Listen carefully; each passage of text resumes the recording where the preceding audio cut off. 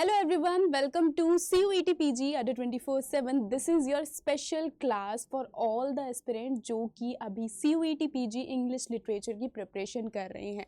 तो आज की इस स्पेशल क्लास में हम कवर करने वाले हैं, we are going to cover Jacobean age. Jacobean age बहुत इंपॉर्टेंट है एंड प्लस में इंपॉर्टेंट होने के साथ साथ ये एज काफ़ी ज़्यादा लेंदी है। इंपॉर्टेंट इसलिए है क्योंकि यहाँ से हमारी जो ब्रिटिश हिस्ट्री उसमें थोड़े से हमें चेंजेस देखने के लिए मिलेंगे। यहाँ पर हम फेमस राइटर्स, उनके फेमस वर्क्स हम सारी कवर करने वाले हैं, प्लस में most important thing that is metaphysical poets. तो आप लोगों ने सुना ही होगा मेटाफिजिकल पोएट्स के बारे में, तो उनकी पोइट्रीज एंड प्लस में कौन कौन से हैं मेटाफिजिकल पोएट उनके बारे में पढ़ने वाले हैं। बेन जॉनसन फेमस राइटर, उनको हम कवर करेंगे, उनके सारे वर्क्स को कवर करेंगे। तो कहीं ना कहीं ये वीडियो, ये स्पेशल वीडियो आप लोगों के लिए बहुत बहुत बेनिफिशियल होने वाली है। अगर होने वाली है तो फटाफट से लाइक कर देना और शेयर भी कर देना अपने दोस्तों के साथ। तो आज की इस वीडियो के अंदर जैसे कि मैंने बोला हम क्या कवर करने वाले हैं, जकोबियन एज को हम कवर करने वाले हैं।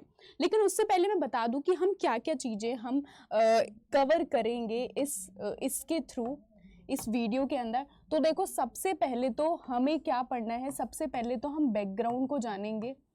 ओके, जकोबियन एज के बैकग्राउंड को जानेंगे। बैकग्राउंड को जानने का मतलब क्या, मतलब इसके अंदर हम ये जानेंगे कि पर्टिकुलरली कौन से किंग थे इस टाइम पर। ओके, क्या क्या चेंजेस हुए थे, चेंजेस क्या क्या हो रहे थे। ओके, चेंजेस क्या क्या हो रहे थे, सोसाइटी का स्ट्रक्चर कैसा था। ओके, ओवरऑल ये सारी चीज़ें हम जानेंगे। लिटरेचर के किस तरीके के लिटरेचर लिखे जा रहे थे, थीम क्या होती थी उन पर्टिकुलर वर्क्स के अंदर। ओके, ये सारी चीज़ें हम बैकग्राउंड के जानेंगे, बैकग्राउंड के अंदर। उसके बाद सेकेंड थिंग जिसके ऊपर हमें बात करनी है that is writers. Okay, writers के बारे में हम जानेंगे। राइटर्स, ऐसे राइटर्स हम करेंगे जो कि मोस्ट इंपॉर्टेंट है आपके एग्जाम में आने वाले। तो मैं ये कह सकती हूँ राइटर्स जो कि इंपॉर्टेंट है। ओके, इंपॉर्टेंट राइटर्स को हम कवर करने वाले हैं, प्लस में उन राइटर्स के वर्क्स को हम कवर करने वाले हैं। ओके, तो इंपॉर्टेंट वर्क्स को हम कवर करने वाले हैं। Okay, important writers, important works को, ये कुछ चीज़ें हैं जो कि हम इस पर्टिकुलर एक वीडियो के अंदर हम फिनिश कर देंगे। अगर आप लोग ये वीडियो देख रहे हैं सो दैट मीन्स कि आपकी एक वीडियो के अंदर आपका सारा जो जकोबियन एज में जितना भी कुछ भी प्रॉब्लम है वो सब कुछ आपकी कंप्लीट फिनिश होने वाली है। ओके, तो चलिए फटाफट से शुरू करते हैं हम अपने जकोबियन एज को। तो जैसे कि the very name suggest Jacobean age, तो यहाँ पर जकोबियन एज सबसे पहले तो कब आई थी, after Elizabethan period. Elizabethan period के बाद जकोबियन एज आती है इन ब्रिटिश हिस्ट्री। अब देखो, एलिजाबेथन की अगर मैं बात करूं तो एलिजाबेथन एक ऐसी एज थी ब्रिटिश हिस्ट्री के अंदर जिस टाइम पीरियड पे पूरे इंग्लैंड में बहुत अच्छे से डेवलप हो रहा था इंग्लैंड। ओके, इकोनॉमिकल ग्रोथ बहुत ज़्यादा हो रही थी। ओके, उस टाइम पर कोई भी किसी भी तरह की वॉर नहीं देखने के लिए मिलेगी। जस्ट एग्जैक्टली जो हम पीछे एक बैकग्राउंड और जाते हैं, पीछे एक एज और पीछे जाएंगे जैसे कि रिवाइवल एज प्लस में एज ऑफ चौसर, जहां पर हमें क्या देखने के लिए मिलेंगे, multiple Wars, black death, 100 years of war of roses, ये कुछ वॉर्स हो रही थी, है ना, पीजेंट रिवॉल्ट, जिसकी वजह से जो इकोनॉमिक ग्रोथ नहीं हो पा रही थी, इंग्लैंड की इकोनॉमिक ग्रोथ नहीं हो पा रही थी, कल्चरली डेवलप नहीं हो पा रहा था। लेकिन एलिजाबेथन एज को क्या कंसिडर किया जाता है, गोल्डन एज कंसिडर किया जाता है, क्योंकि इस टाइम पीरियड में पूरे इंग्लैंड की ओवरऑल ग्रोथ देखने के लिए मिलेगी। इकोनॉमिकली स्ट्रांग हो गया था इंग्लैंड। इकोनॉमिकली स्ट्रांग होने के साथ साथ लिटरेचर भी काफ़ी अच्छे से फ्लरिश हुई। इसके साथ ही रेनेसा का पीरियड था। ओके, रेनेसा का पीरियड चल रहा था 15th सेंचुरी। ओके, तो रेनेसा की वजह से और अच्छे अच्छे वर्क प्रोड्यूस हुए, ग्रेट राइटर्स आए जैसे कि William Shakespeare, university of wits, है ना। तो कहीं ना कहीं इससे पहले, जकोबियन एज से पहले की जो एज थी वो लिटरेचर में काफ़ी ज़्यादा इंपॉर्टेंट थी। ओके, लेकिन जकोबियन एज आई कब से कब तक, जकोबियन एज शुरू होती है 1603 से 1625 तक, ये जो एज है 1603 से 1625 तक, इस एज को क्या कंसिडर किया जाता है? जकोबियन एज कंसिडर किया जाता है। एंड 1625 के बाद कौन सी एज आती है? इसके बाद एज आ जाती है हमारी कैरोलाइन एज आ जाती है। Okay, after 1625 Caroline age start हो जाती है। मैं ये इसलिए मैं क्लियर कर रही हूँ because I know most of the student they got confuse, इस चीज़ से रिलेटेड वो हमेशा कंफ्यूज रहते हैं कि आखिर कौन सी एज के बाद कौन सी एज आ रही है, कौन से किंग हैं। तो इसीलिए ये जो सारी चीज़ें हैं ये कई बार एग्जाम में पूछ ली जाती हैं, इम्पॉर्टेंट होती है, तो इसीलिए ये सारी चीज़ें आपको जानना बहुत ज़्यादा ज़रूरी है। तो जकोबियन एज कब से कब तक थी? 1603 to 1625। After Jacobean age Caroline age आई थी, एंड बिफोर जकोबियन एज कौन सी एज थी? एलिजाबेथन पीरियड था। Okay, is that clear? Okay, now अभी हम बात करते हैं जकोबियन एज में किंग कौन था। तो जकोबियन एज में किंग थे James first, king James first, जो कि कहाँ से आए थे? जो कि आए थे स्कॉटलैंड से। ओके, स्कॉटलैंड के किंग थे, तो वो कहाँ पर आए थे? स्कॉटलैंड के किंग जेम्स कहाँ क्या मिल गया था उन्हें? इंग्लिश थ्रोन मिल गया था, और वो क्या बन गए थे? इंग्लैंड के James first, king James first, जो कि जकोबियन एरा में इस एज में उन्होंने क्या रूल किया था। तो कहीं ना कहीं आपको सिमिलर वर्ड्स दिख रहा होगा, जेम्स, जकोब्स। तो एक्चुअली में व्हाट हैपन, जब जकोबियन एज जो हमारी स्टार्ट हुई है, जकोब्स नेम का मतलब क्या होता है? Jacobean comes from the Latin version of James. James word को ही लैटिन में जकोब्स बोला जाता है। This is why this particular age is to be known as Jacobean age. King James की वजह से कि क्या पड़ गई? जकोबियन एज कहलाने लग गई। ओके, यहाँ तक आई होप सभी का सब कुछ क्लियर हो गया होगा, सारे पॉइंट्स। नेक्स्ट हम बात करते हैं कि एक्चुअली में इस एज में कौन से आर्ट एंड कल्चर क्या फ्लरिश हो रहा था। तो actually this particular age, Jacobean age, was influenced by Elizabethan age से काफ़ी ज़्यादा इन्फ्लुएंस थी। प्लस में यहाँ पर क्या चल रहा था? प्लस में यहाँ पर रेनेसा का पीरियड जो था वो चल रहा था। You guys already know Renaissance कब से कब तक स्टार्ट था। रेनेसा अर्ली और मिड 14 में स्टार्ट हो गया था, लेकिन ऑन पीक कब पहुँचा था रेनेसा? 15 से 16 सेंचुरी में। ओके, 15 से 16 सेंचुरी में बढ़िया रेनेसा फ्लरिश हो रहा था पूरे ओवरऑल इंग्लैंड में। तो यानी इस टाइम पीरियड पर रेनेसा भी चल रहा था, है ना, रेनेसा भी चल रहा था। प्लस में एलिजाबेथन जो लिटरेचर थी उनसे भी इन्फ्लुएंस हो रहे थे यहाँ पर राइटर। ओके, जैसे कि एलिजाबेथन एज से इन्फ्लुएंस थे, प्लस में एंशिएंट ग्रीस एंड रोम के वर्क से इन्फ्लुएंस थे, क्योंकि बिकॉज ऑफ रेनेसा की वजह से। It was a time of great development in architecture. England में क्या डेवलप हो रहा था? साथ ही आर्किटेक्चर में ग्रोथ देखने के लिए मिलेगी, प्लस में science and the decorative art. Okay, science की ग्रोथ देखने के लिए मिलेंगी, आर्किटेक्चर की ग्रोथ देखने के लिए मिलेगी दिस पर्टिकुलर एज के अंदर। नेक्स्ट हम बात करते हैं लिटरेचर की। तो लिटरेचर के अंदर हाईली प्रोडक्टिव पीरियड इसे कंसिडर किया जाता है, highly productive period for English literature, specially in the field of drama जो थे वो काफ़ी ज़्यादा अच्छे से डेवलप हुए, न्यू फील्ड में डेवलप हुए ड्रामा, जिसके अंदर मोस्ट जैसे कि अगर मैं बात करूँ न्यू काइंड ऑफ ड्रामा अगर हम बात करें, सो that is comedy of manner. Okay, comedy of manner develop हुआ था। Okay, comedy of manner that is a kind, और मतलब कि ड्रामा के अंदर ही ये क्या था? एक काइंड ऑफ कैरेक्टरिस्टिक्स था ड्रामा का। ओके, जिसके अंदर जो कि किसने डेवलप किया था? बेन जॉनसन ने डेवलप किया था। अभी आगे हम इसके बारे में अच्छे से कवर करेंगे।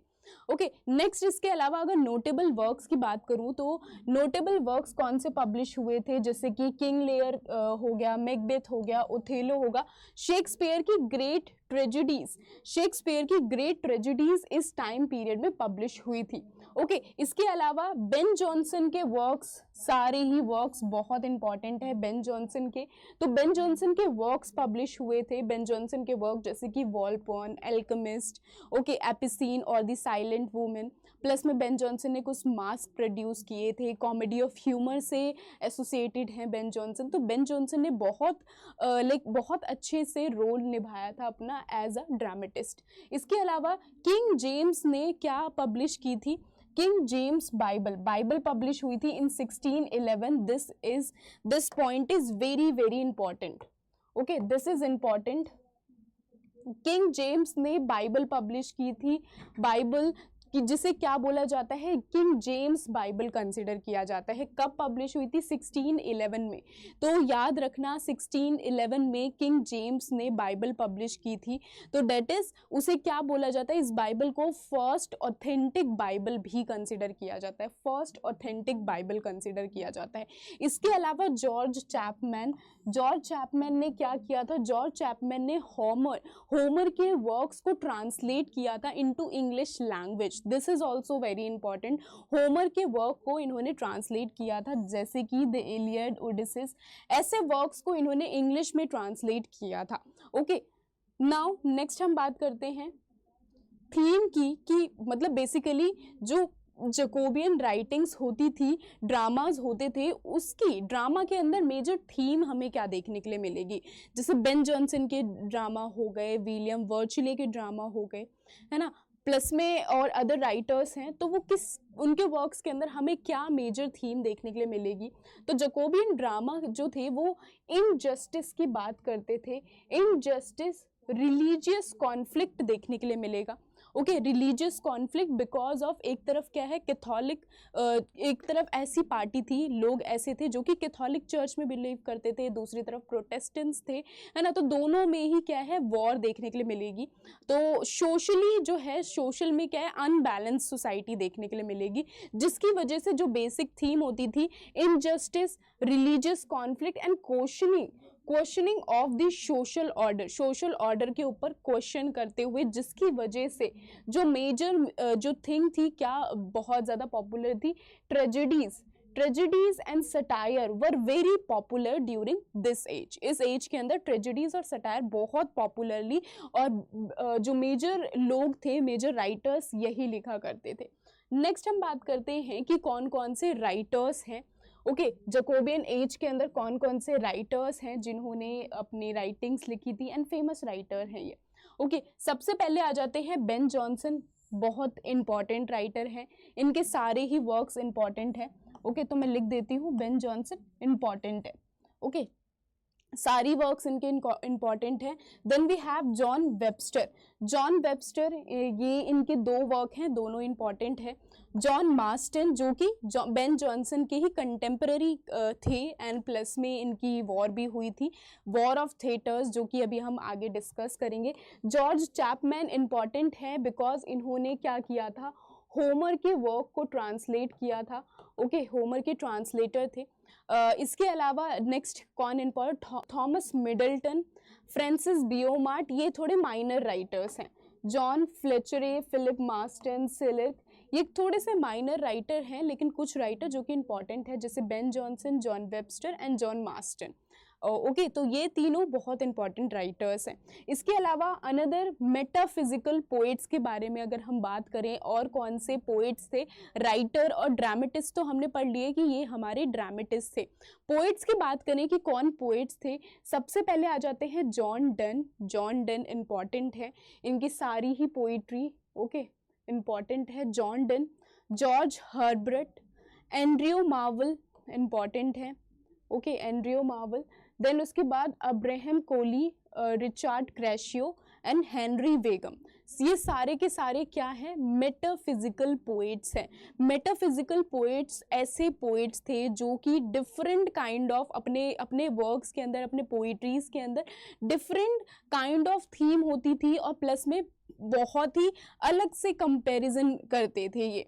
ओके, जो कि अभी हम आगे पढ़ेंगे कि किस तरीके से अपने वर्क्स के अंदर ये कैसी कैसी चीज़ों का यूज़ कर रहे हैं कंपेयर करने के लिए, ओके, कॉन्ट्रास्ट करने के लिए। ओके, नेक्स्ट अब हम बात करते हैं मेटाफिजिकल पोइट्स की। सबसे पहले हम बात कर लेते हैं, तो मेटाफिजिकल पोएट्स जो है ये टर्म, सबसे पहले तो this particular term the metaphysical poets, ये टर्म ही बहुत इंपॉर्टेंट है, एग्जाम में पूछी जाती है कि इस टर्म को किसने क्वाइन किया, फर्स्ट टाइम किसने यूज़ किया, and first time metaphysical poets के लिए किसने इस टर्म को यूज़ किया था। ओके तो यहीं से ही आपके क्वेश्चन, 3 क्वेश्चन तो मैंने ही आपको बता दिए। ओके तो इम्पॉर्टेंट है, इसका मतलब ये समझ लीजिए। सो द टर्म मेटाफिजिकल ये फर्स्ट टाइम जो थी वो फेमस कब हुई थी?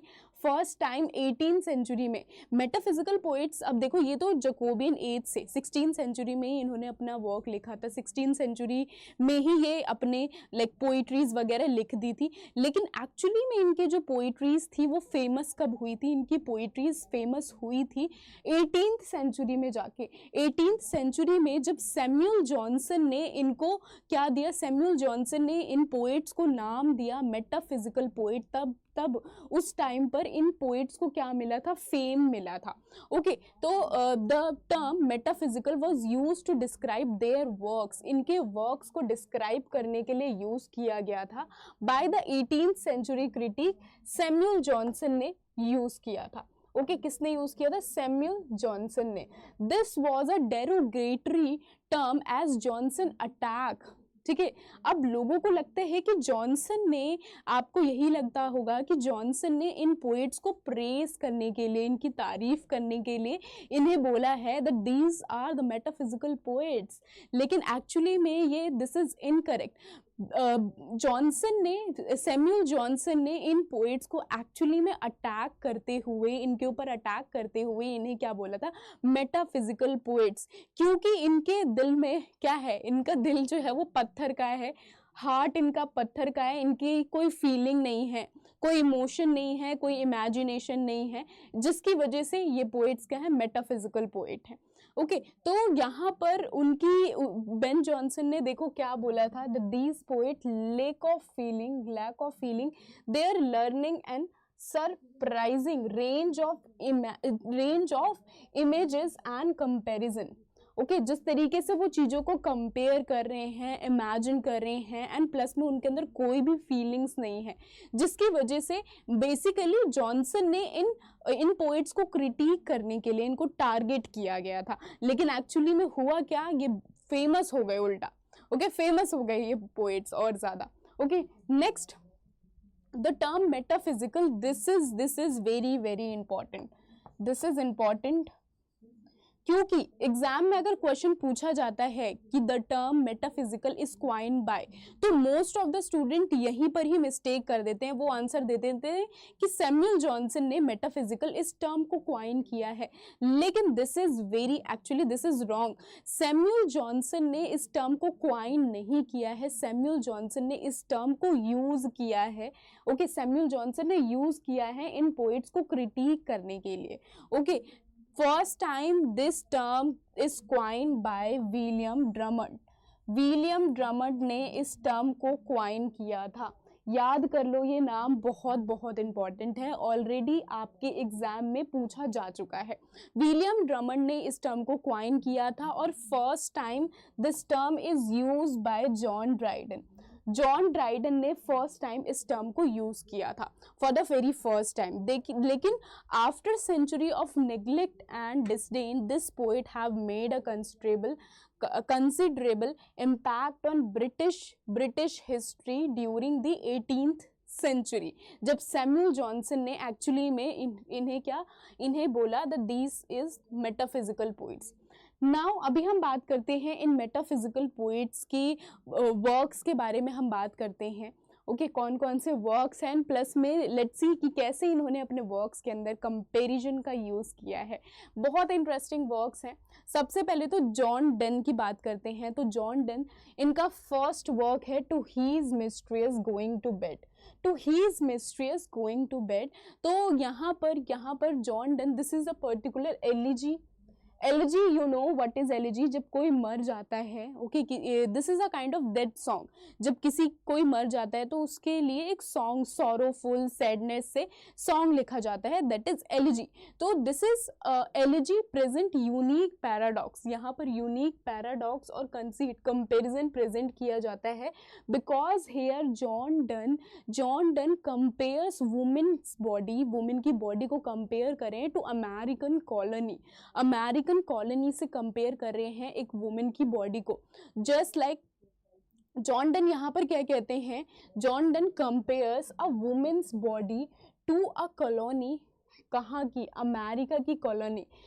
इसके साथ ही do remember this is a time 16th century में क्या हुआ था, 15th सेंचुरी से ही एलिजाबेथन एज में ही क्या हुआ था, क्रिस्टोफर कोलंबस जो थे उन्होंने लाइक, और जो अदर रिसर्चर थे उनको वो बाहर न्यू लैंड ढूंढने एक्सप्लोर करने स्टार्ट हो गया था।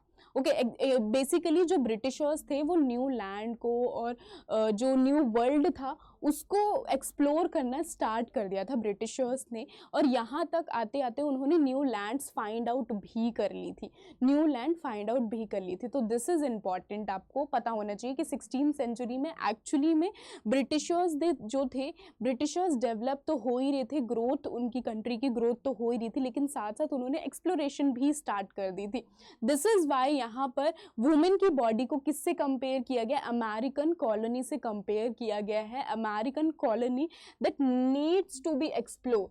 क्यों, अभी क्या है, एक्सप्लोर नहीं किया है, तो just like an American colony वहाँ पर एक्सप्लोर करने की ज़रूरत है, वुमेन की बॉडी को भी एक्सप्लोर करने की ज़रूरत है। तो इस तरीके का कंपैरिजन हमें यहाँ पर देखने के लिए मिलेगा, एंड दिस इज़ वाई यहाँ पर जॉन डन की इस पोइट्री की वजह से इन्हें बहुत ज़्यादा क्रिटिसिज्म भी फेस करना पड़ा था।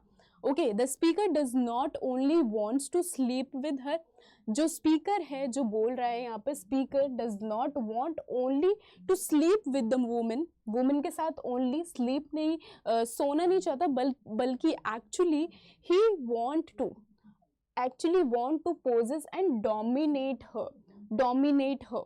This is important. Okay, simply what you have to do, याद रखना कि वुमेन की बॉडी को किससे कंपेयर किया गया है, अमेरिकन कॉलोनी से कंपेयर किया है। This is important. Okay, now this is a few line from this poem, O my America my new found land. Okay, देखो, O my America my new found land, my kingdom safest when with one man mad. Okay, next work देखते हैं इनका। Next work that is a valediction forbidding mourning. Now this is a poem, यहाँ पर love and separation हमें देखने के लिए मिलेगा। This is a poem all about love and separation. John Donne से बेसिकली कैसे क्वेश्चंस पूछे जाते हैं कि जॉन डन ने कौन सी पोएम में किसका यूज़ किया है, किससे कंपेयर किया है, ऐसे क्वेश्चंस पूछे जाते हैं। तो आपको पता होना चाहिए कि जॉन डन की हर पोएम के अंदर किस किस का यूज़ किया गया है कंपैरिजन करने के लिए। ओके, तो यहाँ पर लव और सेपरेशन की बात हो रही है।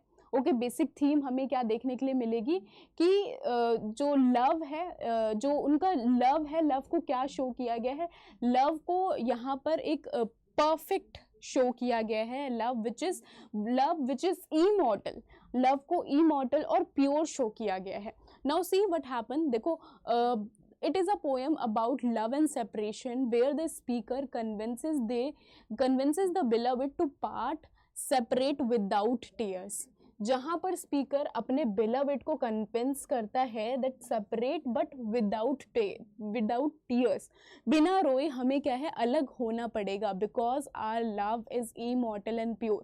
हमारा जो प्यार है just like a कंपास की आप लोगों ने देखा होगा ना, कंपास जो है वो क्या होता है, कंपास क्या होता है, इंटेक्ट होता है, शिफ्ट होता है। कंपास आपने देखा होगा, कंपास क्या होता है, हमेशा फिक्स होता है ना। तो जस्ट लाइक कंपास, हमारा लव भी जो है वो अनचेंजेबल है।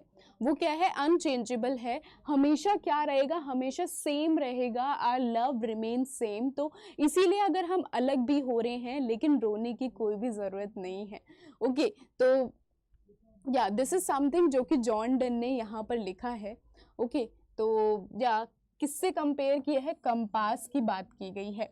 ओके लवर को लव, इनके लव को कंपेयर किया गया है कंपास से, क्योंकि कंपास जो है वो क्या है, सेम रहता है। कभी आपने देखा होगा कंपास, तो जस्ट लाइक कंपास क्या होता है, उसमें डायरेक्शन सेम रहती है ना, डायरेक्शंस तो यहाँ वहाँ नहीं हो पाती ना, चाहे हम कितना भी सुई इधर कर लें उधर कर लें, लेकिन सेम रहेगा। तो जस्ट लाइक कंपास, जो लव है, इनका जो लव है वो क्या है, इमॉर्टल एंड प्योर है इनका लव। ओके नेक्स्ट पोएम देखते हैं हम।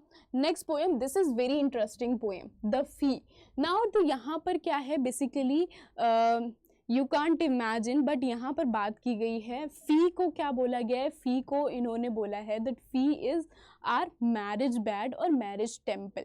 फी को क्या बोला है, मैरिज बेड और मैरिज टेम्पल, बिकॉज यहाँ पर जॉन डन बोलते हैं, स्पीकर बोलते हैं यहाँ पर बेसिकली कि फी ने एक बार क्या है, फी ने एक लवर को बाइट किया एंड फी ने फिर उसके बाद नेक्स्ट लवर को, जो दोनों ही लवर को बाइट कर लिया, और जिसकी वजह से दोनों लवर्स का ब्लड अब फी के अंदर है। ओके जिसकी वजह से फी क्या बन गई है, जिसकी वजह से फी जो है वो उनके मैरिज बेड और मैरिज टेम्पल बन गई है। और इन दोनों की जो दो लवर्स की मैरिज हुई है, वो दोनों लवर्स का जो लव है वो that is a pure love. Okay pure love है, और ये ऐसा लव है जो कि सोसाइटी भी एक्सेप्ट कर सकती है। ओके तो let's see, the poem uses persuasive conceit where the lover persuades the beloved to make love by proving that the fees bite, जो फी ने बाइट किया है, हैज यूनाइटेड देम, उन फी की बाइट ने दोनों को ही क्या है, एक कर दिया है। As the fee suck the blood of both lovers, दोनों का ही जब उसने क्या है ब्लड सक किया, जिसकी वजह से फी क्या बन गई है, flea becomes marriage bed, their marriage bed and marriage temple. Okay तो ये आपको याद रखना है, ये याद रखना है। यूनिक आइडिया और इमेजिनरी यहाँ पर जॉन डन ने यूज की है। ओके नेक्स्ट हम बात करते हैं नेक्स्ट वर्क, ये कुछ लाइन्स हैं। Mark but this fee and mark in this, how little that which thou deniest me is. It sucked me first and now suck thee, and in this fee are two bloods mingled be. Okay, काफ़ी interesting है। Next work is the sun rising O busy old fool. यहाँ पर what happen, this is a poem, morning song इसको बोला गया है, ठीक है, this is a morning song, जहाँ पर John Donne proves that love is not a subject to season और टाइम। लव जो है वो सीजन और टाइम का सब्जेक्ट नहीं है। Both the lover laying in the bed and what lover said, lover क्या बोलता है, that oh busy old fool unruly son, why those do thus, through windows and through curtains call on us। O busy old fool sun, कि मतलब तुम हमें क्यों disturb कर रहे हो, थ्रो विंडोज थ्रो कर्टन्स, धूप आती है ना जब लेटे हुए हैं तो धूप आ रही है, तो उसकी वजह से वो डायरेक्टली क्या बोलता है, वो सन को डायरेक्टली बोलते हैं that O busy old fool sun, why you are torturing us। okay तो या दिस इज समथिंग जहाँ पर सन का यूज किया है जॉन डन ने अपने लव को शो करने के लिए। नेक्स्ट वर्क देखते हैं। Next work is the canonisation. Okay the canonisation is a work जिसके अंदर अगेन जॉन डन ने उनकी spiritual love and immortal pure love को यहाँ पर रिप्रेजेंट करने की कोशिश की है। Okay spiritual and pure love को रिप्रेजेंट किया गया है। इसके साथ ही यहाँ पर जॉन डन ने बोला है दैट देयर लव, उनका जो लव है is as pure as immortal as like phoenix bird की तरह उनका जो लव है, lover became immortal like phoenix. Okay तो दिस इज इम्पॉर्टेंट, ये एग्जाम्पल और ये यूज किया गया है यहाँ पर। ओके नेक्स्ट बात करते हैं दैट्स ड्यूल, ये इनकी लास्ट स्पीच थी। दैट्स ड्यूल लास्ट स्पीच थी जॉन डन की, जो कि क्या थी, जो कि इन्होंने चर्च में दी थी, एंड उसके बाद इनकी डेथ हो गई थी। Now let's talk about Andrew Marvel. Andrew Marvel के वर्क्स जो हैं वो भी एग्जाम में पूछे जाते हैं। तो एंड्रयू मार्वल की हम बात करते हैं तो Andrew Marvell to his coy mistress, ये इनका वर्क है, जिसके अंदर क्या यूज़ किया है इन्होंने, क्रेप डीम फिलोसफी को यूज़ किया है। ना जॉन डन, एंड्रयू मार्वल के जितने लाइक बहुत सारे वर्क्स हैं, इसके अंदर, इन वर्क्स के अंदर इन्होंने क्रेप डीम फिलोसफी की बात की गई है। Okay, now this is a philosophy coin by Horace. Horace ने इस फिलोसफी को क्वाइन किया है। ओके, जिसका मतलब क्या होता है, इस फिलोसफी का मतलब क्या होता है कि सीज द डे। ओके, इस फिलोसफी का सिंपल सा मतलब है सीज द डे, यानी कि जो तुम्हारे पास अभी टाइम है, पूरे दिन है तुम्हारे पास, पता नहीं कब डेथ आ जाए, तो इट्स बेटर कि अभी हम प्रेजेंट में जिए। आपने कहावत तो सुनी होगी ना, काल करे सो आज कर, आज करे सो अब, करत करत करत करत, आई डोंट नो, आगे मैं भूल गई। ओके, करत करत अभ्यास समथिंग, बट इतना है कि हाँ, काल करे सो आज कर, आज करे सो अब। सो मतलब ये होता है ना कि हम जितना टालते रहेंगे कि कल करेंगे, कल करेंगे, परसों से पढ़ेंगे, कल से, आज से नहीं हो पा रहा, तो इट्स बेटर कि अभी जो प्रेजेंट है उसमें जियो। ओके, तो ये फिलॉसफी सिंपल यही बोलती है, प्रेजेंट में जियो, प्रेजेंट को एंजॉय करो। ओके, तो टू हीज कोजी मिस्ट्रेस, ये इनका क्या है, ये वर्क है, जिसके अंदर लवर क्या बोलता है, लवर अपने बिलविड से बोलता है कि before our death let's make love. Okay, इससे पहले हमारा क्या हो जाए, हमारी डेथ हो जाए, let's make love. Okay, next work इनका है द गार्डन, जिसके अंदर रोमांटिक एलिमेंट, नेचर को इन्होंने यूज किया है। Okay, and to express his emotional feeling about his life. Okay, the garden title important है। नेक्स्ट वर्क देखते हैं, an Horatian ode upon Cromwell's return from Ireland. Okay, this is important, title wise important है, title purpose से। Okay, ये क्या है, ओट है जो कि एंड्रयू मार्वल ने लिखी थी कॉमनवेल्थ, जो कॉमनवेल्थ एरा था उसको सेलिब्रेट करने के लिए। Okay, the poem celebrates the term of Commonwealth, Oliver Cromwell थे ना उस टाइम पर, तो उन्हीं को ही सेलिब्रेट करते हुए ये पोएम लिखी गई है, एंड पॉलिटिकल पोएम है, this is a political poem. Next work, next writer आ जाते हैं, नेक्स्ट पोइट आ जाते हैं जॉर्ज हर्बर्ट। जॉर्ज हर्बर्ट, इनके सारे वर्क्स जो थे, इनके वर्क्स के अंदर हमें देखने के लिए मिलेगा एक sense of confusion between God and him. Okay, कई बार ये क्या है, गॉड को डिनाई करना चाहते हैं अपने वर्क्स के अंदर, लेकिन what happen at the and, वो गॉड को डिनाई नहीं कर पाते। ओके, तो गॉड और इनके बीच में एक सेंस ऑफ कंफ्यूजन है कि गॉड में बिलीव करें या ना करें। ओके, तो ये कंफ्यूजन इनके वर्क्स के अंदर हमें देखने के लिए मिलेगी। इनका फर्स्ट वर्क आ जाता है Easter wing. Okay, publish under the temple इनका क्या था, कलेक्शन ऑफ पोएम्स था, उसके अंदर पब्लिश की गई थी।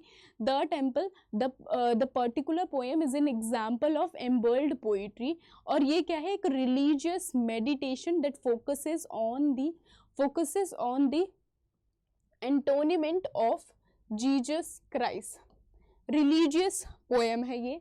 आपको सिंपली याद रखना है, जॉर्ज हर्बर्ट के जितनी भी पोएम्स होती हैं वो क्या होती है, रिलीजियस पोएम होती है। जैसे इससे पहले हमने देखा कि जॉन डन कैसी पोइट्रीज लिखा करते थे लव के पर्सपेक्टिव से। एंड्रयू मार्वल थोड़ी सी वो क्या होती है, उनकी पोइट्रीज ऐसी होती है जो कि नेचर से रिलेटेड होती थी, पॉलिटिक्स से थोड़ी रिलेटेड होती थी। जॉर्ज हर्बर्ट की पोएम कैसे होगी, गॉड और रिलीजियस थिंग से रिलेटेड होगी।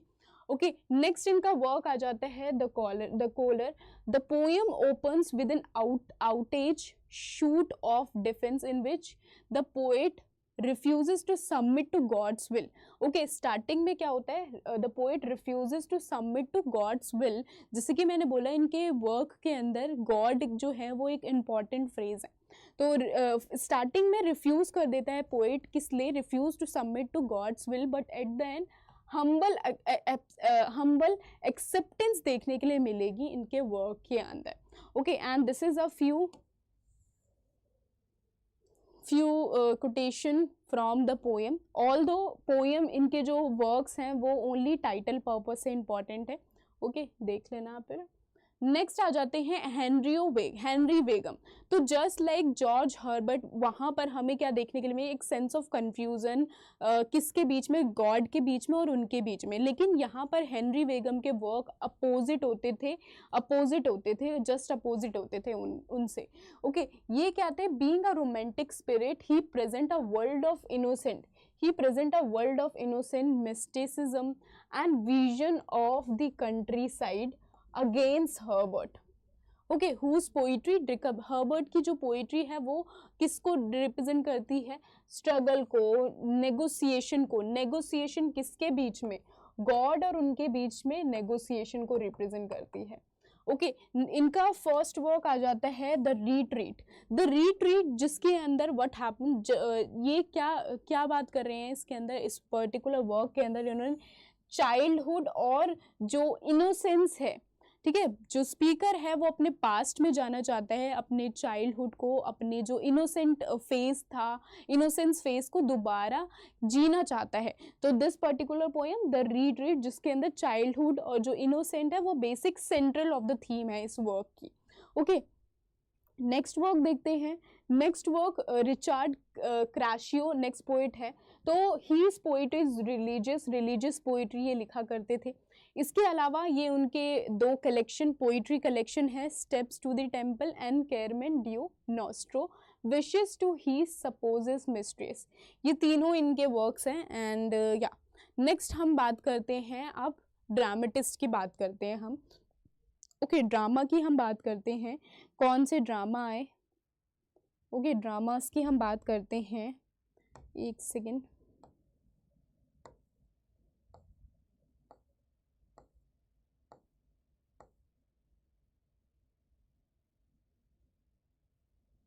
हाँ जी. ओके, तो बेन जॉनसन की बात करते हैं. Ben Jonson was born in 1573 and die in 1637. Ben Jonson, सबसे पहले मैं आपको बताती हूँ, फेमस ड्रामेटिस्ट हैं, अपने एज के फेमस ड्रामेटिस्ट थे बेन जॉनसन. इसके अलावा बेन जॉनसन बाय नेचर काफ़ी ज़्यादा कह सकते हैं कि हम थोड़े से ना क्रूअल थे, क्योंकि इन्होंने इन अ ड्यूअल अपने जो एक किसी की इन्होंने मर्डर कर दिया था. ओके, ड्यूअल में किसी का मर्डर कर दिया था इन्होंने. तो that is why we consider कि थोड़े से गुस्सा जल्दी आ जाता है. ओके, एंड इसके अलावा बेन जॉनसन कौन थे, पोएट लॉरेंट थे, फर्स्ट पोएट लॉरेट थे. कौन, Ben Jonson. This is important. He restored the classical form of drama इन्होंने अपने वर्क के अंदर रेस्टोर किया था. ओके, क्योंकि इनके वर्क्स के अंदर हमें क्या देखने के लिए मिले, एरिस्टोटलियन यूनिटीज हमें देखने के लिए मिलेगी इनके वर्क्स के अंदर. That is time place and action major इनके वर्क्स के अंदर हमें देखने के लिए मिलेगा. Time place and action. Okay, and kept comedy and tragedy apart as different genre. इससे पहले हम देखेंगे जैसे विलियम शेक्सपियर हैं, तो विलियम शेक्सपियर के वर्क्स के अंदर जिस तरीके से विलियम शेक्सपियर कॉमेडी ट्रेजेडी एक साथ मिक्सअप कर देते थे.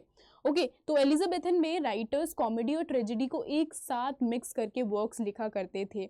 लेकिन यहाँ पर Ben Jonson strictly classical form of drama को फॉलो करते हैं. कॉमेडी को अलग लिखते हैं, ट्रेजेडी को अलग लिखते हैं. ओके, दिस इज इम्पॉर्टेंट, क्योंकि इन्होंने क्या था, क्लासिकल जो थिंग थी, क्लासिकल फॉर्म्स को इन्होंने फिर से रेस्टोर किया था. ही वर्क एज एन एक्टर, इन्होंने वर्क किया है, literary director and writer. Okay, जैसे बेन जॉनसन ने क्या एज अ राइटर इन्होंने क्या चीज़ें इन्होंने बात की है, कॉमेडी ऑफ ह्यूमर इंग्लिश के अंदर लेकर आए थे ये. ओके, किससे इन्फ्लुएंस होकर लेकर आए थे, प्लेटस से इन्फ्लुएंस होकर लेकर आए थे. किससे, प्लेटस का वर्क था प्लॉट ऑफ गोल्ड.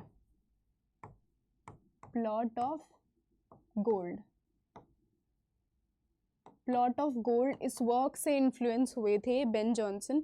ओके, तो कॉमेडी ऑफ ह्यूमर को इन्होंने लेकर आए और अपने वर्क के अंदर ये क्या है, कॉमेडी ऑफ ह्यूमर का यूज़ करते हैं। Now this comedy of humour is very important, exam में क्वेश्चन पूछे जाते हैं इससे रिलेटेड, इंपॉर्टेंट हैं। आपको सारे कॉमेडी ऑफ ह्यूमर कौन से हैं, इनके नेम आपको पता होने चाहिए। ओके, दोनों ही नेम आपको पता होने चाहिए, जैसे ब्लैक बाइल, ब्लैक बाइल को क्या बोला जाता है, मेलनकोली बोला जाता है। ओके, तो इस तरीके से दोनों ही नेम आपको पता होने चाहिए, क्योंकि कई बार सिर्फ आपको पूछ लिया जाएगा सैंग्वाइन, और आपको अगर पता नहीं होगा कि ब्लड, सैंग्वाइन, दोनों ही नेम आपको पता होने चाहिए। ओके, तो इसीलिए मैंने यहाँ पर जितने भी नेम हैं वो सारे के सारे यहाँ पर मैंने स्पेशली आप लोगों के लिए लिख रखे हैं।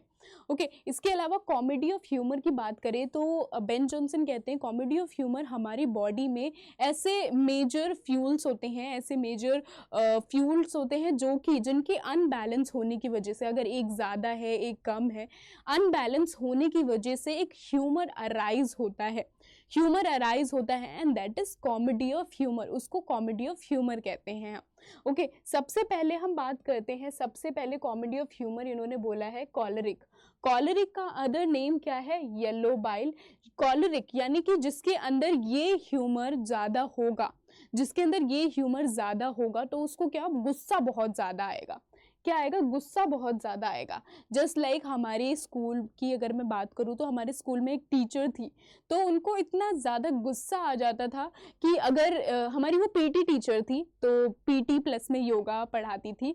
तो अब ये सोचो कि एज अ टीचर जब उन्हें गुस्सा आता था तो वो बहुत सारे ऐसे वर्ड्स बोल देती थी जो कि शायद उन्हें नहीं बोलने चाहिए।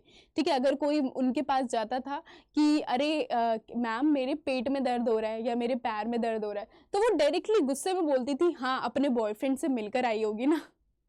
ओके, तो वो इस तरीके के वर्ड्स यूज़ कर देती थी। तो दैट मीन्स कि उन्हें बहुत ज़्यादा गुस्सा आ रहा है, गुस्सा आ रहा है, जिसकी वजह से गुस्से में वो क्या बोल दे रही है उन्हें खुद नहीं पता चलता था। तो जिसके अंदर ये फ्यूल ज़्यादा होगा, येलो बाइल ज़्यादा होगा, तो वो पर्सन क्या होगा, बहुत ज़्यादा एंग्री वाली थिंग होगी उसके अंदर। ओके, बहुत जल्दी एंग्री हो जाएगा। नेक्स्ट हम बात करते हैं मेलनकोली। मेलनकोली that is black bile.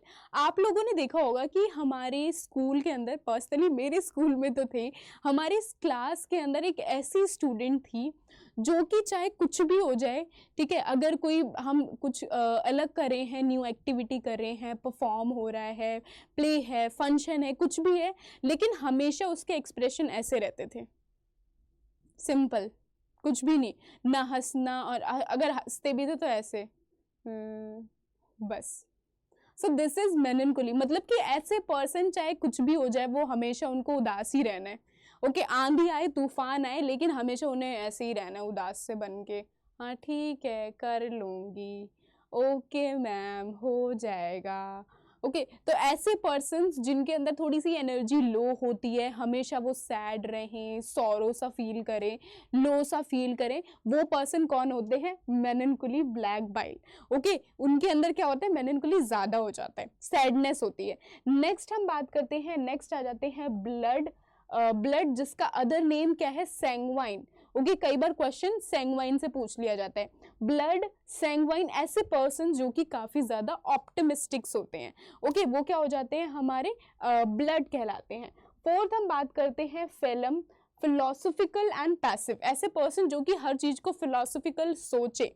Okay, energy ज़्यादा होती है। तो ये सारे के सारे आपको आई होप समझ में आ गए होंगे। ये 4 ह्यूमन फ्यूल्स हैं, इंपॉर्टेंट है, आपको याद होने चाहिए। ओके, इसके अलावा ये देखो, ये मैंने कुछ यहाँ पर पिक्चर्स यूज़ की हैं जो कि आपको पता चल रहा होगा। सैंग्वाइन जो पर्सन, जो एनर्जी, हर चीज़ को लेकर थोड़ा सोचना और थोड़े से ना लाइक हैप्पी रहना, वो होते हैं। कॉलरिक जो कि गुस्सा हो जाना। मेलनकोली हर टाइम उनके एक्सप्रेशन कैसे रहेंगे, ऐसे सैड वाले। ओके, तो ये कुछ पिक्चर्स हैं जो कि फेजेस, या ओके। नेक्स्ट, अब जैसे कि आपको पता चल गया ये किसने क्वाइन किया था, बेन जॉनसन ने इन ह्यूमर को क्वाइन किया था। अब हम बात करते हैं बेन जॉनसन के वर्क्स की। सबसे पहले इनका वर्क आ जाता है every man in his humour, every man in his humour, जो कि बेसिकली एक सटायर है। This is a satire of Elizabethan ridiculing human के ऊपर बेसिकली इन्होंने सटायर लिखा है। मोस्ट इम्पॉर्टेंट आपको क्या याद रखना है कि every man in his humour and every man out of his humour, जिसके अंदर इन्होंने किसकी बात की है, कॉमेडी ऑफ ह्यूमर की तो बात की है। इसके अलावा यहाँ पर आपको कैरेक्टर देखने को मिलेगा, कौन सा कैरेक्टर, नोवेल का कैरेक्टर। ओके, यहाँ पर कौन सा कैरेक्टर है, नोवेल का कैरेक्टर एंड ब्रेम वॉर्म का कैरेक्टर। ओके, नोवेल ब्रेम वॉर्म जो कि कौन होता है, नोवेल सिटी का जेंटलमैन होता है, who out of his concern for his son, Knowell अपने सन के लिए, एडवर्ड के लिए एक सर्वेंट हायर करता है, ब्रेन वॉर्म, और जो कि कौन होता है, स्पाई होता है। ओके, जो कि क्या होता है, स्पाई भी होता है another side. Okay, to spy on him, उसकी जो उसका सन है, क्या उसके ऊपर जासूसी करने के लिए नोवेल अपने सन के ऊपर जासूसी करने के लिए ब्रेन वॉर्म को हायर करता है। Okay, this is a classical कॉमेडिकल plot हमें यहाँ पर देखने के लिए मिलेगा। इसके अलावा मोस्ट इम्पॉर्टेंट ये है कि जो नोवेल का कैरेक्टर है वो किसने प्ले किया है, विलियम शेक्सपियर ने नोवेल के कैरेक्टर को प्ले किया था। ओके, तो इम्पॉर्टेंट है, ये आपको याद रखना है। यहाँ पर मैं एक बार लिख देती हूँ, किसने, perform by Shakespeare, William Shakespeare ने इसको परफॉर्म किया था। ओके, नेक्स्ट देखते हैं हम, every man in his humour 1598 में पब्लिश हुआ था। Next, every man out of his humour, ये इनका नेक्स्ट वर्क है। ओके, बेन जॉनसन के वर्क्स जो हैं इन क्रोनोलॉजी आपको याद होने चाहिए, कैरेक्टर्स कौन से हैं ये आपको याद होने चाहिए। बेन जॉनसन यहाँ पर कैरेक्टर है एस्पे, एस्पे कैरेक्टर बेन जॉनसन ने खुद को इंट्रोड्यूस किया है। ओके, तो ओनली वन कैरेक्टर इंपॉर्टेंट है यहाँ पर। नेक्स्ट वर्क की हम बात करते हैं। ओके, एक सेकेंड, हम पहले बेन जॉनसन के अदर वर्क की बात करते हैं। तो वॉलपॉन, बेन जॉनसन का अदर वर्क है वॉलपॉन। यहाँ पर वॉलपॉन के जो कैरेक्टर्स हैं, प्लस में यहाँ पर हर कैरेक्टर को एक अदर एनिमल नेम दे रखा है, तो वो इम्पॉर्टेंट है। वॉलपॉन का अदर नेम क्या है, द फॉक्स। ओके, तो ये इम्पॉर्टेंट है। इसके अलावा next, this is an opening line, good morning to the day and next my gold open the shrine that I may see my son. Volpone important है। Okay, now यहाँ पर जितने भी कैरेक्टर्स हैं वो इम्पॉर्टेंट है। जैसे मॉस्का का कैरेक्टर, मॉस्का को क्या बोला गया है, फ्लाई बोला गया है। Now Volpone is a character जो कि काफ़ी Volpone is a character set in Venice is about a rich man. Volpone कौन होता है, एक रिच मैन होता है, लेकिन स्टिल होता है ना, कुछ लोग रिच होते हैं लेकिन स्टिल कंजूस होते हैं। Okay, Volpone is a rich man without children with the help from his confronted, अपने इसका जो सर्वेंट होता है काइंड ऑफ मॉस्का, जिसका अदर नेम क्या होता है, fly, pretends to be dying. Okay, pretend करता है, वॉलपॉन यहाँ पर एक्टिंग करता है कि मैं मर जाऊंगा। ठीक है, बहुत ज़्यादा बीमार होने की एक्टिंग कर रहा है वॉलपॉन, यहाँ पे बहुत ज़्यादा बीमार होने की एक्टिंग करता है कि मेरी जो है अब डेथ बहुत ज़्यादा करीब है। और ये क्या है, प्ले सा एक्टिंग जो कर रहे होते हैं, ये सिर्फ और सिर्फ मॉस्का, फ्लाई और वॉलपॉन को पता होता है, इन दोनों के बीच में होता है ये चीज़ें। तो अब ये एक्टिंग इसलिए कर रहा होता है, वो सोचता है कि क्योंकि मेरा कोई चाइल्ड तो है नहीं, तो इससे क्या है, जो अदर कैरेक्टर्स हैं वो ये सोचते हैं कि मॉस्का हर जगह ये बोलता है कि वॉलपॉन ने ये तय किया है कि उसका कोई बेटा तो है नहीं, एंड टाइम पे जो भी आके उसकी ख्वाहिशें पूरी करेगा या जो भी उसकी सेवा करेगा वो उसको अपनी सारी प्रॉपर्टी दे देगा। ओके, जिसकी वजह से व्हाट हैपन, अदर कैरेक्टर्स सब कुछ, हर कोई आकर क्या है, वॉलपॉन को बोल रहे हैं कि मैं तुम्हें ये प्रॉपर्टी दे दूंगा। अदर कैरेक्टर्स आके अपनी वाइफ तक देने के लिए रेडी हो जाते हैं, अपनी वाइफ तक दे देते हैं वॉलपॉन को। ओके, तो this is something that is very ridiculous, लेकिन हाँ, इस चीज़ को रिप्रेजेंट किया गया है। अदर कैरेक्टर्स की बात करें तो यहाँ पर 3 अदर कैरेक्टर्स होते हैं, जिसके अंदर आ जाते हैं वॉल्टर, जिसको क्या बोला गया है, वल्चर, वल्चर। ओके, कॉर्बैशियो, जिसका अदर नेम क्या है, the raven, Corbaccio the raven, Corvino the crow. Okay, Corvino the crow. Okay, Corbaccio disinherited his son Bonario and Corvinio sends his wife, okay, किसको भेज देता है, कॉर्बेशियो अपनी वाइफ सीलिया को भेज देता है वॉलपॉन के पास for the sake of money, पैसों के लिए, for the sake of money, but what happen at the end, जो उनका पूरा थीम है कि हाँ ये लोग नाटक कर रहे हैं, तो एट द एंड पब्लिकली ये सारी की सारी चीज़ें रिवील हो जाती है and Mosca reveals everything and all of them are publicly shamed. Okay, the play shows कि एक जो इंसान है वो किस हद तक नीचे गिर सकता है पैसों के लिए। ओके, तो this is kind of satire on Jacobian as, जहाँ पर मनी की क्या वैल्यू है लोगों के माइंड में, ये चीज़ें शो की गई हैं इस वर्क के थ्रू। ओके, बेसिक थीम क्या है, क्या बताया गया है यहाँ पर, मोरल ऑफ द स्टोरी क्या रिप्रेजेंट की गई है, मनी। ओके, मनी को रिप्रेजेंट किया गया है इस वर्क के थ्रू। नेक्स्ट इनके वर्क की बात करें तो नेक्स्ट वर्क आ जाता है इनका the alchemist. Now the alchemist, again this work के अंदर इन्होंने सटायर किया है ऑन जैकोबियन एज एंड यहाँ पर भी मनी को रिप्रेजेंट किया है। This is an another comedy. Okay, यहाँ पर जो किसकी बात की है, यहाँ पर कुछ चीज़ें इंपॉर्टेंट है, आपको पता होनी चाहिए। सबसे पहले philosopher stone is very important, philosopher stone का रोल इंपॉर्टेंट है। Philosopher stone, okay, what happen, यहाँ पर इट इन्वॉल्व्स दी, यहाँ पर क्या होता है कि या लव विट, व्हाट हैपन, यहाँ पर एक घर का मालिक लव विट, बिकॉज इस टाइम पर 16th सेंचुरी में प्लेग फैल गया है। ओके, जैसे कि ब्लैक डेथ आई थी 13th सेंचुरी में, exactly same kind of black death जैसा प्लेग दोबारा से आ गया था 16th सेंचुरी में, जिसकी वजह से because of black death Lovewit को अपना घर छोड़ के कहीं वो बाहर जा रहा था, बाहर चला जाता है और वो अपना जो घर बार है वो अपने सर्वेंट को सौंप देता है। सर्वेंट का नेम क्या होता है यहाँ पर, उसके सर्वेंट को सौंप देता है। नाउ व्हाट हैपन, उसके सर्वेंट मिलकर यहाँ पर उसके सर्वेंट प्लस में जो सर्वेंट के फ्रेंड्स होते हैं वो मिलकर एक स्कीम करते हैं कि हम दूसरों को पागल बनाएंगे, किसके थ्रू, फिलोसोफर स्टोन के थ्रू। ओके, फिलोसोफर स्टोन के थ्रू, फिलोसोफर स्टोन से क्या है, टू गेट इजी गोल्ड, जो भी फिलोसोफर स्टोन को लेगा that they will get easy gold. Okay, now यहाँ पर अदर कैरेक्टर्स कौन कौन से थे, Face, Subtle and Doll. Okay, Doll Common, Face, Subtle and Doll Common, ये अदर लोग थे। इसमें इन लोगों ने जो मेजर कैरेक्टर है जिसको इन्होंने पागल बनाया था, that is sir epicure Memon, जो कि एक ड्रंकर था।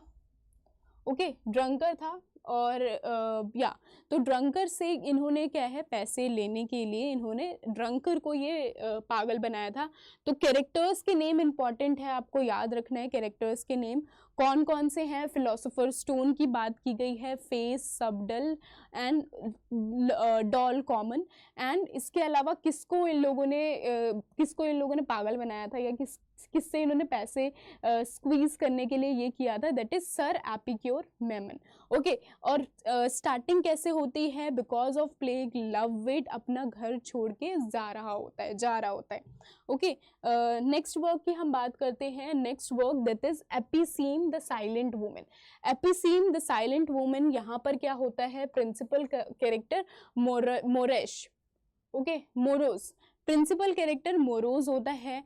ओके, मोरोज जिसको नॉइस से बहुत ज़्यादा प्रॉब्लम है, वो एक मतलब बिल्कुल चूं की भी आवाज़ उसको पसंद नहीं है, नॉइस से उसे प्रॉब्लम है, बिल्कुल भी नॉइस पसंद नहीं है मोरोज को। तो व्हाट हैपन, मोरोज को बिल्कुल भी नॉइस पसंद नहीं होता यहाँ पर। तो यहाँ पर क्या होता है, यहाँ पर ये होता है कि मोरोज का नेफ्यू यूजीन क्या बोलते हैं कि मैं तुम्हारी शादी करवा दूंगा, एक साइलेंट वुमेन से मैं तुम्हारी शादी करवा दूं। तो यूजीन ने क्या किया, मोरोज की शादी करवा दी एक साइलेंट वुमेन से। Okay, decide to get married, Eugene taking the advantage of the situation with the help of Cutbeard, जो कि कौन होता है, बार्बर ऑफ द मोरोज का बार्बर होता है। ओके तो यहाँ पर सिंपल बताती हूँ क्या होता है स्टोरी के अंदर। ये 3 कैरेक्टर के नेम इंपॉर्टेंट है, याद रखना। सबसे पहले तो मोरोस, जिसको नॉइस से प्रॉब्लम है, बिल्कुल भी आवाज़ सुनना पसंद नहीं है। मोरोस का नेफ्यू क्या नाम है, यूजीन नेम है। तो यूजीन मोरोस की शादी करवा देता है बिकॉज ऑफ प्रॉपर्टी, क्योंकि उसको क्या है, प्रॉपर्टी चाहिए। मोरोस कुछ भी बिल्कुल भी पसंद नहीं होता, तो वो तय करता है मैं शादी नहीं करूंगा। लेकिन यूजीन बोलता है कि तुम ये साइलेंट वुमेन है, इससे तुम्हें शादी करनी चाहिए। तो यूजीन मोरोस की शादी करवा देता है एक साइलेंट वुमेन से, जो कि शादी होने के बाद शादी होती है तो शादी तक तो सब कुछ नॉर्मल रहता है। वो वुमेन बोल नहीं सकती, ये बोलता है यूजीन, ये बोलता है ये वुमेन बोल ही नहीं सकती, तो नॉइस तो क्या ही आएगी, आवाज़ ही नहीं आएगी तुम्हें। ओके तो जिसकी वजह से व्हाट हैपन, शादी के नेक्स्ट डे ही वो वुमेन चिल्लाने लग गई, बोलने लग गई। तो अब मोरोस सोचते हैं कि ये क्या हो गया, सडनली इसको क्या हुआ, अभी तक तो ये गूंगी थी, अब आवाज़ आ गई क्या, ऐसा कौन सा चमत्कार हो गया। नाउ व्हाट हैपन कि मोरोस यूजीन के पास जाता है कि और यूजीन के पास जाके बोलता है कि आई वॉन्ट डिवोर्स, कैसे भी करके मुझे इससे बाहर निकलना है, मुझे डिवोर्स चाहिए। यहाँ पर यूजीन बोलता है कि ठीक है, आई विल हेल्प यू, मैं हेल्प करूँगा, तुम्हारी डिवोर्स दिलवाऊंगा मैं, लेकिन उसके लिए मुझे पर मंथ तुमको क्या है, एक फिक्स अमाउंट ऑफ मनी मुझे देना होगा। Okay fix amount of money तुमको देना होगा, और जिसके बदले इन रिटर्न मैं हेल्प करूँगा तुम्हारी डिवोर्स दिलवाने में। ओके डिवोर्स दिलवाने में हेल्प करूँगा, या मैं हेल्प करूँगा तुम्हें डिवोर्स दिलवाने में। एंड जिसकी वजह से मोरेस प्रॉमिस कर लेता है 500 पाउंड्स अ ईयर। कितने, 500 500 पाउंड्स पर ईयर से किसको देगा, पर ईयर यूजीन को देगा अगर वो डिवोर्स करवा लेता है। लेकिन eight the and what happen, जब ये तय हो जाता है कि उसे 500 पाउंड्स मिलेंगे हर साल, तो वो वुमेन अपने सर से क्या नकली बाल हटाती है और सब कुछ उतार के वो बताती है, नकली विग उतार के बताती है और बोलती है कि मैं ही यूजीन हूँ। ओके तो एट द एंड क्या होता है कि यहाँ पर क्या होता है, यूजीन जो है रिमूव कर लेता है विग, किसकी, एपिसीन की विग को रिमूव करता है, और तभी वो क्या रिवील होता है कि वो तो एक गर्ल है ही नहीं, वो क्या है, बॉय है। ओके सॉरी यूजीन नहीं होता, वो क्या होती है, बॉय होती है। ओके बॉय होता है, गर्ल होती नहीं है। तो डेट मीन्स कि ये पूरा प्रॉपर प्लान बनाया होता है यूजीन ने, ताकि वो पैसे ले सके, पैसे सीज कर सके अपने उससे, ठीक है, मोरेस से। Okay now this work is important. इसके अलावा ओनली 2 ट्रेजेडीज जो कि बेन जॉनसन ने लिखी है। ओके इसके अलावा या नेक्स्ट, इसके अलावा हम बात करते हैं one more thing, that is war of theatres की। Now what happen 1599, what happen 1599 में जो चर्च के बिशॉप्स थे, उन्होंने बोला कि that comedy should be ban. उन्होंने बोला कॉमेडी शुड बैन, कॉमेडी को बैन होना चाहिए। क्यों शुड बैन, क्योंकि अगर ये इस तरीके की कॉमेडी प्रोड्यूस करेंगे, सटायर प्रोड्यूस करेंगे, तो सोसाइटी पर क्या इम्पैक्ट पहुंचेगा, सोसाइटी पर बैड इम्पैक्ट पहुंचेगा। तो कॉमेडीज को बैन कर देना चाहिए ना, जिसकी वजह से बेन जॉनसन ने क्या बोला, बेन जॉनसन ने बोला yes you are right. Ben Jonson ने बोला बिल्कुल सही कह रहे हो। राइटर्स लाइक दिस, किस तरीके, writers like John Marston, John Webster, okay writers like John Marston and Thomas decker, ये इस तरीके के राइटर्स जो हैं वो कॉमेडीज लिख रहे हैं। ओके ये इस तरीके के राइटर्स कॉमेडी लिख रहे हैं, जिसकी वजह से हमारी सोसाइटी पर बुरा इम्पैक्ट पहुंच रहा है। एंड सबसे पहले क्या, बेन जॉनसन ने 2 राइटर्स के ऊपर सटायर किया। ओके 2 राइटर्स के ऊपर सटायर लिखा। ओके एंड 2 राइटर्स जिनका नेम क्या था, Marston, okay John Marston and Thomas decker. Okay 2 writer के ऊपर बेन जॉनसन ने सटायर किया, John Marston and Thomas decker के ऊपर सटायर किया। देन उसके बाद इन रिटर्न इन राइटर्स ने बेन जॉनसन के ऊपर सटायर लिखा। ओके, तो आपस में पहले बेन जॉनसन ने सटायर लिखा, फिर जॉन मास्टन ने सब सटायर लिखा, फिर उसके बाद थॉमस डेकर ने सटायर लिखा। तो इसको क्या बोलते हैं, आपस में एक दूसरे को सटायर लिख रहे हैं ये लोग। So that is war of theatres, ठीक है, इसको क्या बोला जाता है, वॉर ऑफ थ्रेटर्स बोला जाता है, और साथ में पोइटोमाचिया भी बोला जाता है। Okay, this particular war called war of theatres and Poetomachia, जिसके अंदर सबसे पहले बेन जॉनसन ने वर्क लिखा था। ओके, बेन जॉनसन का वर्क आ जाता है। इसके साथ ही बेन जॉनसन ने वर्क लिखा था पोएटिस्टर। 1601 में बेन जॉनसन ने सटायर करते हुए लिखा था पोएटिस्टर। सिंथियाज रेवल भी बेन जॉनसन का वर्क है, जिसके अंदर बेन जॉनसन सटायर कर रहे हैं। फिर उसके बाद थॉमस मास्टन ने, okay, in return Thomas Marston ने वर्क लिखा, ठीक है, हिस्ट्रियो मास्टिस। थॉमस मास्टन ने वर्क लिखा, John Marston, okay, John Marston ने ये वर्क लिखा, मास्टन ने वर्क लिखा हिस्ट्रियो मास्टिस, बेन जॉनसन के ऊपर सटायर करते हुए। ओके, एंड इसके अलावा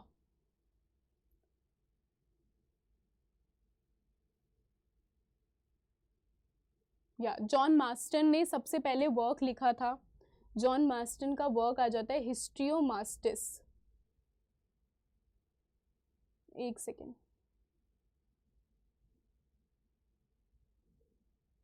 बेन जॉनसन ने कौन सा वर्क लिखा था, बेन जॉनसन ने वर्क लिखा पोएटिस्टर, ठीक है, और बेन जॉनसन ने किसको अटैक किया था, जॉन मास्टन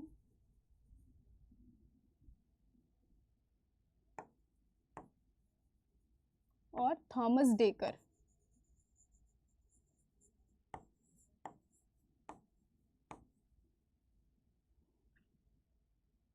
नाउ फटाफट से नेक्स्ट वर्क्स को हम देखते हैं, कवर करते हैं।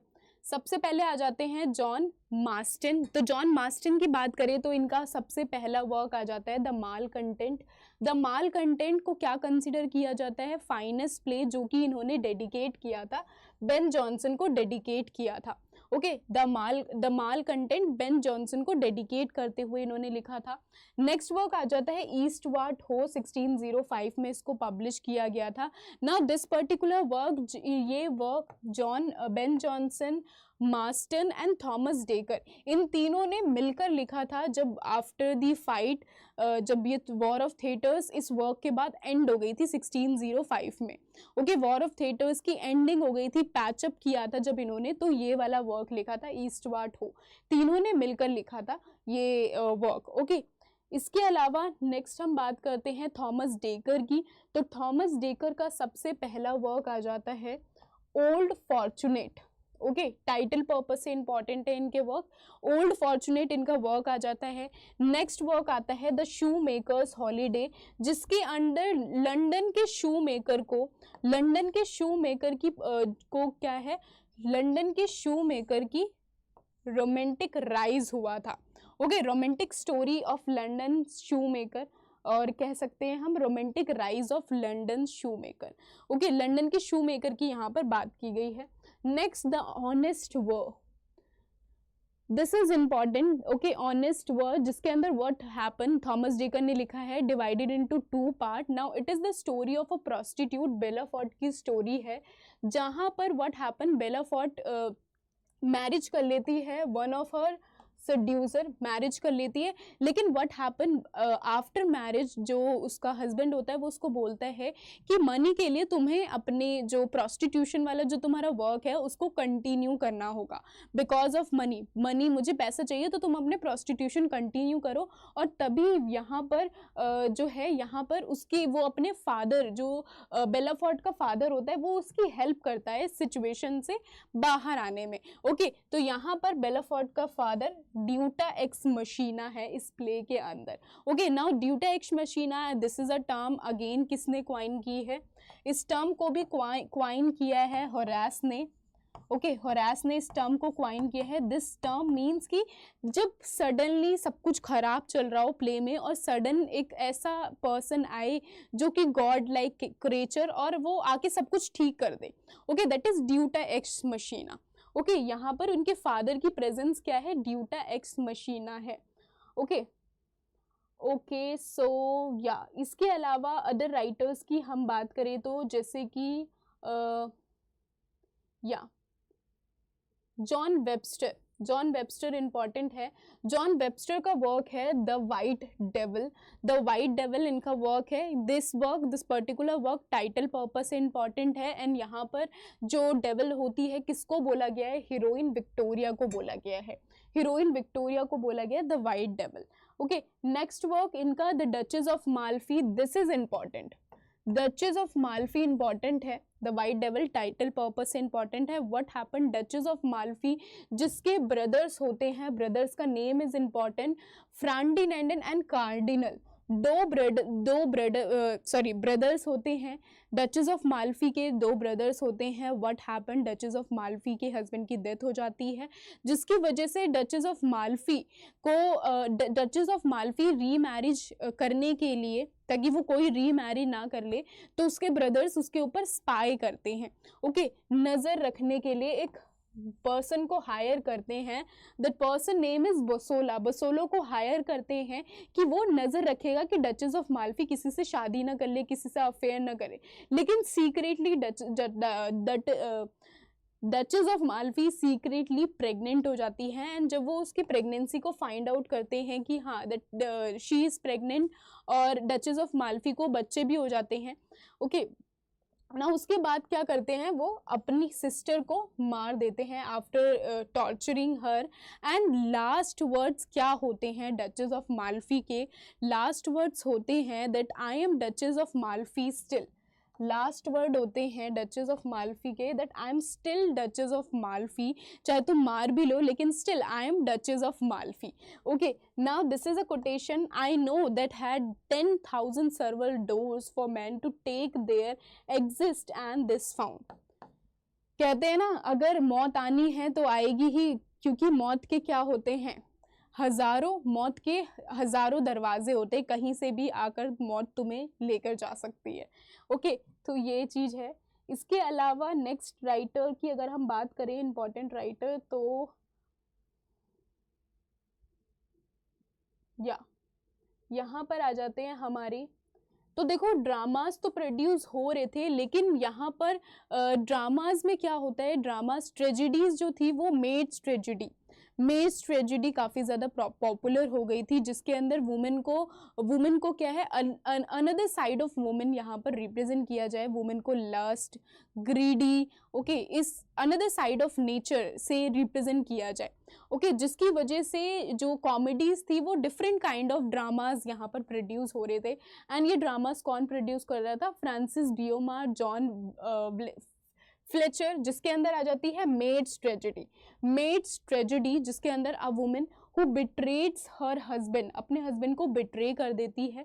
Okay and turning into a mistress to king, king की मिस्ट्रेस बन जाती है, लेकिन एक्चुअली में जब पता चलता है, जब उसकी आंखें खुलती है और सारी चीज़ें जब उसके हस्बैंड को पता चल जाती है तो इवन आफ्टर गिल्टी स्टिल उसका हस्बैंड नहीं माफ़ करता एंड इवेंचुअली वो क्या कर लेती, इवेंचुअली स्टैब हरसेल्फ, अपने आप को मार लेती है।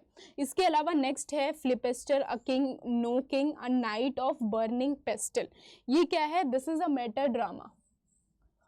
ओके ये कुछ इंपॉर्टेंट वर्क्स हैं। इसके अलावा अगर हम बात करें, या इसके अलावा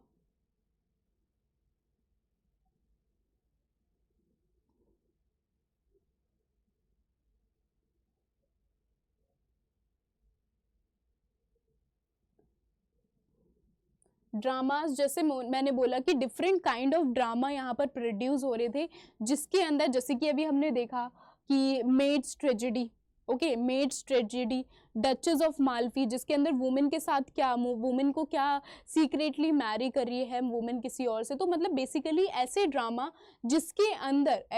जिसके अंदर मनी को इम्पोर्टेंस, मनी की इम्पोर्टेंस शो की जाए, साथ में money and sex, lust, greediness, ये सारी की सारी चीज़ें शो की जा रही थी इन ड्रामास के अंदर। अगर हम बेन जॉनसन के ड्रामा की बात करें, बेन जॉनसन के ड्रामा जैसे कि एपिसीम जिसके अंदर क्या है, मनी सेंट्रल थीम है, एल्केमिस्ट मनी सेंट्रल थीम है, वॉल्चर और the fox money central theme है, बिकॉज ऑफ मनी ये सारी की सारी चीजें होती हैं।